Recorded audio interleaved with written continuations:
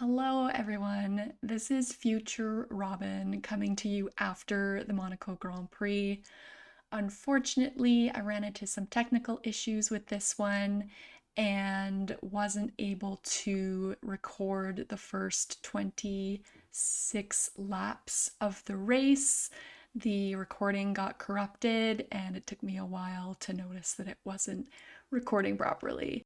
I thought about re-recording watching the start of this race, but then I felt that would be disingenuous to what my initial reaction was, especially since I had watched the full race after that and so know what happens.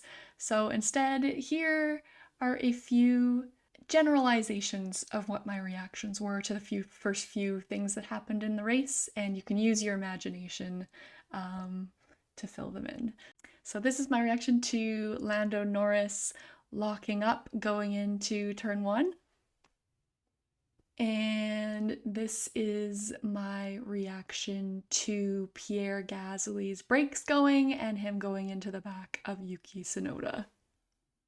And this is my reaction of Racing Bulls being the team to come up with a very interesting strat to have their rear gunner in Lawson really slow down the pack so that Hadjar could pit into the window. And yeah, that was basically the 3 things that I think we missed from the start of this race. If you want to catch what my actual reaction was, you can watch from lap 27 on. So stay tuned if you're interested in that. So really sorry about that. Luckily, nothing majors happened in the last little while, so I'm hoping that I didn't miss anything significant. Right now, we've got Max in the lead. He's trying to build a safety car window to Norris.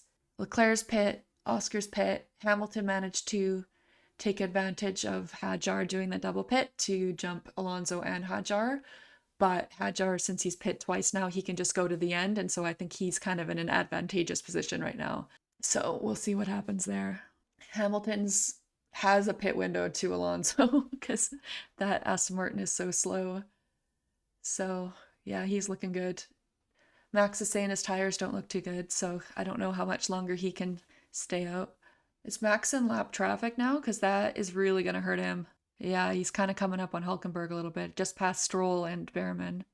I'm surprised there's a lot of teams in the middle who haven't pit at all yet. Let's have a look at Oliver Behrman. Oh, trying to get a Stroll. Okay, Ocon's pitting. So Ocon's going to lose out to Hadjar here by pitting. But he's in the middle of the string of teams that haven't pit at all yet, so that'll clear out for him eventually. I think Ocon has really benefited here from team strategy shenanigans. Or is this him following over the curb? No, that's him with the oversteer over Oh, the his curb. car kind of stalled or something there for a The second. car. He was so slow off the corner. Well, I think it went into neutral.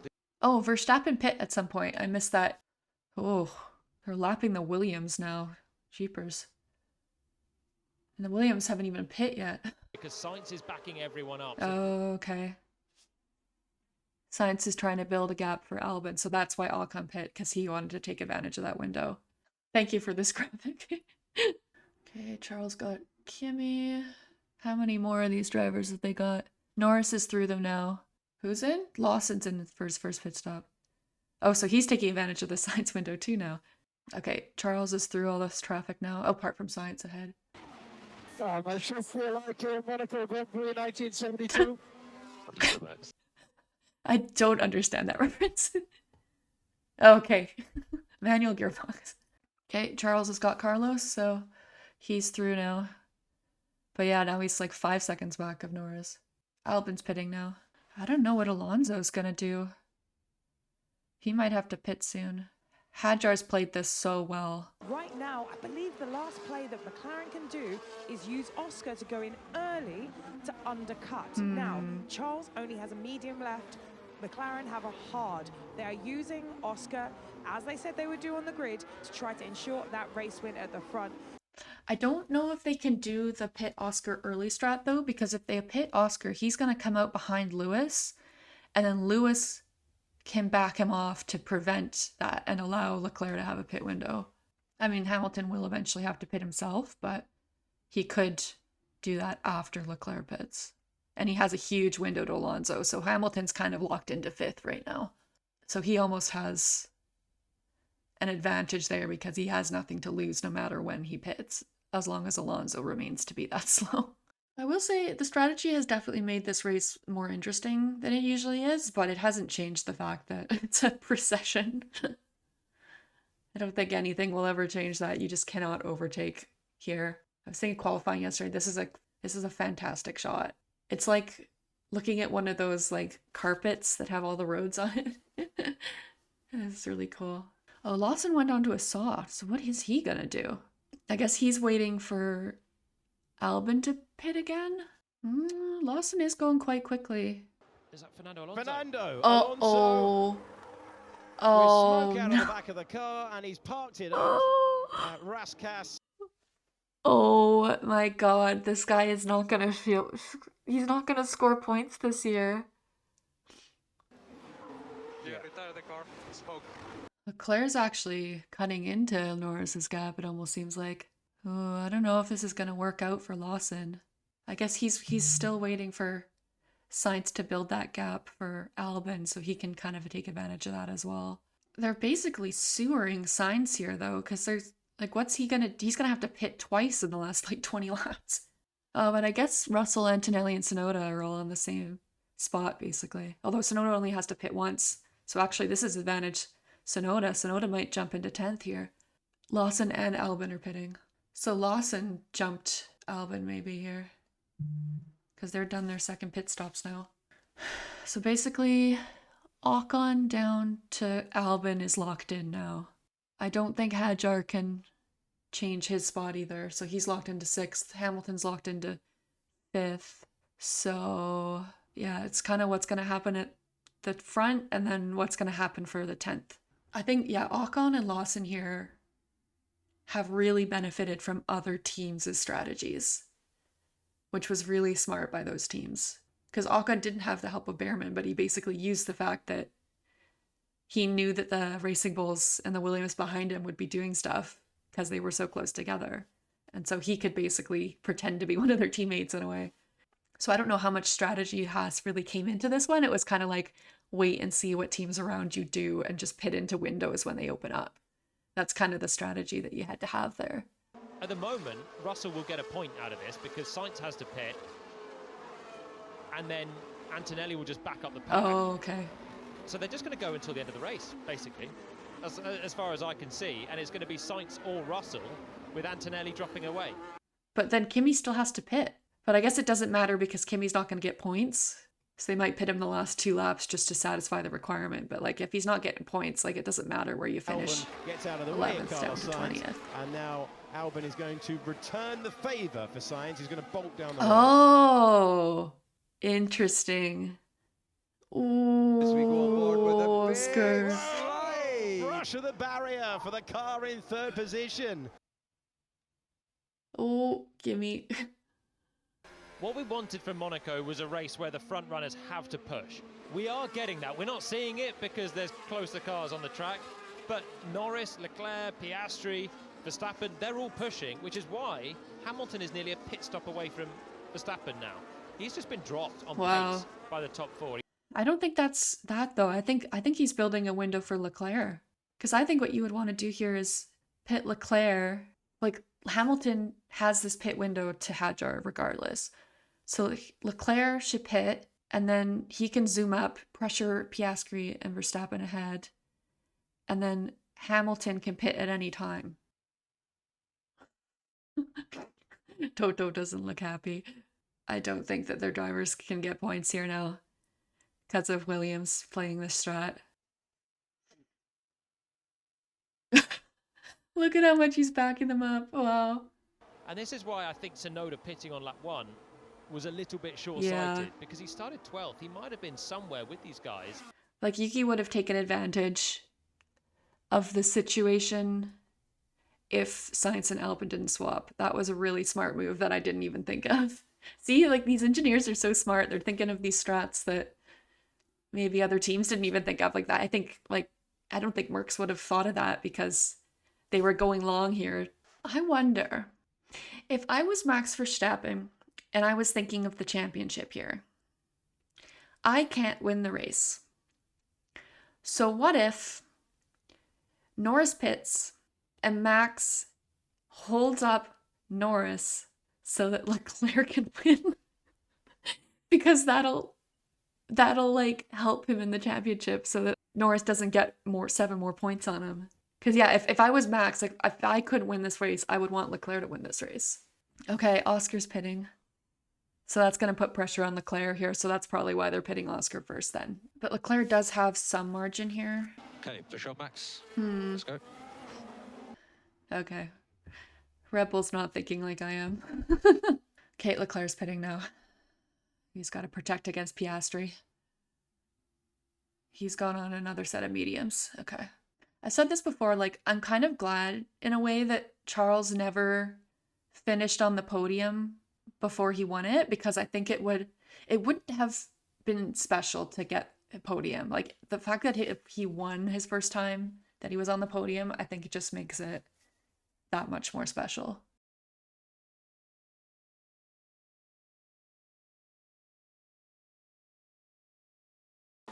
Russell passed Albon. George Russell has got past Is he Alexander like Albon. taking the penalty to do this?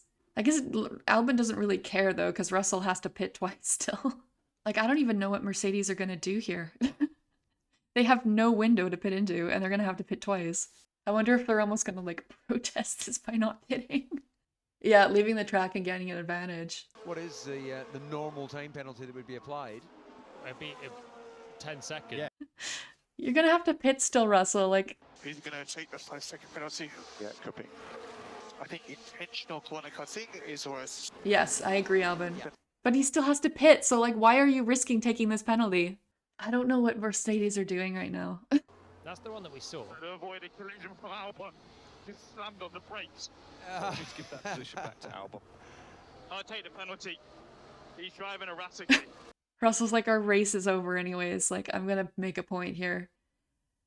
I think just so they can get it in front of the stewards to argue it. Yeah, this is interesting. George is doing it on principle. No, but I don't like cutting a corner to make Yeah. an overtake even Yeah. less. That is true. I think he's made a laughing stock of the rules. Oh. With his high horse. It's not a 10-second for George Russell, it's a drive-through. Whoa. Oh, and we've got the same thing again. So the second Mercedes has done it. I think they're just doing this in protest of whatever this rule is. This is funny, but it's also like a bit of a joke. It does give the place back. They don't want 2 drive-throughs. Yeah, now that they got the penalty. That was a very, very close to being an incident. This is very messy. I think there's going to be a lot of discussions after this one. Because I think it was interesting, but I think these kinds of strategies do kind of add a little bit of question about whether this is the kind of racing that you want to have. Like, it's made it interesting, but it's like, yeah, I don't know if they'll do this again for this reason. Moment to contact. So a drive-through penalty, but we'll delay it as long as we can. To be honest, not to speak. It's interesting that this is between George and Albon, because they're pretty good friends. Box for penalty for Russell. So now he's got to pit to do the drive-through and then pit twice. Yeah, I do think that George did that on principle, because he wasn't going to get points anyways, so he's like, fuck it. I'm just going to like do something here, prove a point that doing this kind of thing at this race is stupid, so that at least people are talking about it, you know? Because I think if he didn't do that, people wouldn't have talked about this. That's him playing the politics in the long run. Oh, okay, Max is guaranteed 4th here at this point. Oh, actually, Hamilton's done well enough here that Verstappen might pit behind Hamilton now. Oh, but Hamilton still has to pit. I forgot about that. Yeah, Verstappen's basically guaranteed 4th here, so you may as well stay out, see if something happens, and that's your only chance of making up spots. Hamilton's boxing now. Charles's only chance here is just to pressure Lando into making a mistake. This is kind of Mercedes' fault in a way, though, too. Because, like, they could have thought of a strategy somehow to work around this. Well, maybe they couldn't. I think they did all they could, because staying out was kind of the only option they had. Because they couldn't do the strat that the teams at the back did. Or maybe they...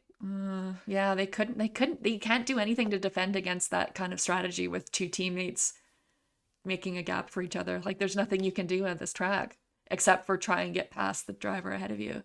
So yeah, it still came down to qualifying. Yeah, did we have an on-track overtake? I think just the Bortoletto one is the only one that happened without a crash. Could Verstappen back it up? Put Norris under real pressure. Yeah, put Norris in a sandwich. Charles is really pushing up on Lando here. This is interesting. So maybe this is Max's way of trying to get giving Charles a chance to get Lando. What's Charles going to do? Oh, Charles! Oh, I thought he was going for a move at Portier there. They're showing Lando's. They should be showing Charles's nose ring. They need to show that replay. Sainz is pit for the second time. I'm just wondering how they're going to swap him and Albon back. Like, maybe they won't. Like, what are Mercedes doing? I guess they're just waiting for a red flag or a safety car or something. Well, I guess Leclerc's also a medium, so that's probably why he's also able to pressure Lando like this. Got 7 minutes until the start of the Indy 500. Ugh, I don't know what to do here. Towards the end, we will swap the cars back. Okay, let's do our race until the last lap. We never know what can happen in front. Alex will finish the race behind Norris. Aw, that's nice, Carlos. I wonder if Russell is trying to prevent that, maybe. Generally, I completely agree with you, DC. You don't want to see this. It's a kind of anti-Formula Yeah. 1 to go slow to help your teammate. But we've got a race where 15 laps to go. We're on board with a guy that's due to finish second, and he's within a second of the race leader. Yeah, I think that is a good point. It has made the race at the front better. But I mean, it's a strat that would have happened with a one-stop. I think it just looks more egregious because they're doing it twice in a row. I don't think there's any way that you can fix Monaco. It's just the way this track is. I genuinely think the Mercedes are not going to pit. Oh, Russell's pitting. They got Antonelli to back up Tsunoda. So now Albon can catch back up to Sainz and they can swap back. So Mercedes' strat was to do this at the end of the race, I guess. Swap positions with Alex, yeah. Good job by them. Charles is still really hustling Lando. I will say Ferrari did quite well today. I was really worried coming into this race that they were going to screw up the strategy, but I mean, they didn't nail it because I don't know if there was a way they could have maybe gotten the McLarens, but they did a good job with Lewis to get him up 2 positions. He's pushed Lando back into Max now. Oh, Charles is so close to him. My left-hand side tires are dead, says Max. But the Red Bull might as well just keep Max out and hope for a red flag at this point. Yeah, because the red flag could be caused by Charles trying to move on Lando. Verstappen, Piastri, Hamilton, podium. Let's go. Where's Oscar? I need him to put Charles under some pressure. 2 seconds back. Yeah, Max is just backing me up. He's not even pushing. I'm not really seeing a good opportunity, though. I've been watching Charles's onboard the whole race, and I think Charles's best opportunity is at Portier. But he did try it once early in the race, and they didn't really show it. God, he's so pushing. Yeah, I think Charles did all he could here. I don't think there was much more he could have done. Swimming pool section. He's so close. Look at this. The net top 3 in the Grand Prix, and then Lando Norris does enough by the time we get to Rascasse. Wow, Hulk has taken a set of softs 28 laps. That's actually really impressive. Although he has finished behind Bortoletto, even with Bortoletto's first lap crash. Oh, Yuki pit again. It's too bad Lewis wasn't able to close up the gap on Max, but Max is boxing. So Max was really holding Lando up. He's really zooming off now. He's gotten over a second ahead of Charles. And every driver dreams well done, Lando. of this That was very moment, well managed. leading the Monaco Grand Prix. On the last lap, Lando will join the legendary winners of this race. Lando Good job, Norris Lando. wins the Monaco Grand Charles Prix. did your best there. All you could do. All right, time to debrief the Monaco Grand Prix. I had to stop recording as soon as the race was over so I could tune into the Indy 500, which I proceeded to watch. I had recorded that as well, but I think it was the worst Indy 500 we've had in quite a while. I think certain things about it were really frustrating, but they are also kind of relevant to what I want to talk about in the Monaco Grand Prix. Starting off with the mandatory 2-stop rule. Monaco Grand Prix race has become pretty boring in recent years, and so they were trying something new to spice it up. And do I think it worked? No. I think initially it was quite interesting, and I think there were a few things that I foresaw happening, like Yuki pitting lap 1 to try and do something from the back. I kind of foresaw a team kind of like having one driver really slow on the pace to open up a pit window and drop into that. But I didn't see them doing that back to back so they could get both pit stops done back to back. I didn't really see that happening. Or the fact that Williams basically did that, had the drivers swap positions because they were right next to each other, and then have the opposite driver build a gap and have them pit twice. And it was definitely interesting, and I think it kind of gave you a little bit of insight into how the strategic teams work. It seemed like the front runners of McLaren, Ferrari, Red Bull, and Mercedes almost felt like they were kind of high and mighty about it in a way, where they felt they were above making that kind of strategy decision, because I guess Red Bull didn't really have the option, and Ferrari kind of didn't either. But McLaren could have done that with Oscar and Lando and didn't. I think mainly because they didn't want to force Oscar into being the number 2 driver. But Mercedes definitely felt like that was what they did. But they were just basically going out there on hards forever, kind of like anticipating a more standard strategy by all the other teams. And it was like they didn't even consider some of the strategic options that the teams ahead of them chose to do. So it was kind of like them trying to take the moral high ground. And in doing so, then George did his overtake over the chicane, and then they came down pretty hard on him with the penalty. And so I think it just kind of shows you the type of team that Mercedes is, that they're very by the book and very they're not willing to make a mockery of the sport in a way. Whereas the other teams might do anything it takes to get points because they're in that position where they're not scoring as many points as the front running teams. And so every point that they can get will matter at the end of the year. So I think that was kind of an interesting thing to look at from this race. But other than that, I do think that it made a bit of a mockery of what the Monaco Grand Prix is. And I think I would prefer a bore fest like 2024 than I would something like this year that kind of was a bit of a joke in a way and felt unsporting. And so I kind of agree with Mercedes in that way, that it's not something that you should be encouraging in sport, to have that kind of manipulation in a way. So yeah, that's kind of what I think about all that. But in saying all that, do I think that Monaco should stay on the calendar? And I would say yes. I've always said yes. And I think this year in particular, those questions have seemed to come up a lot more.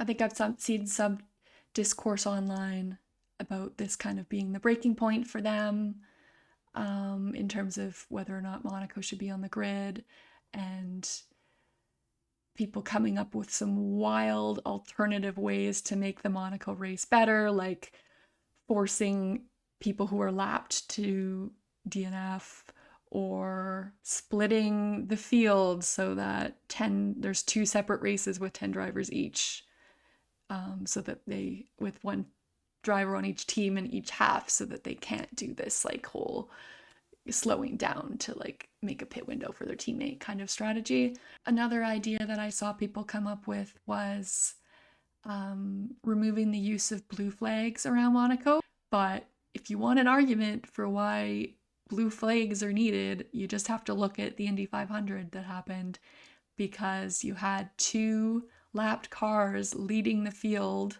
for the last, 100 laps of the race, and there wasn't any way to get them out of the way, and they basically prevented any overtaking by the top cars for the entire end of the race, because only the top 2 cars were able to get drafts and slipstreams to be able to slingshot ahead of one another.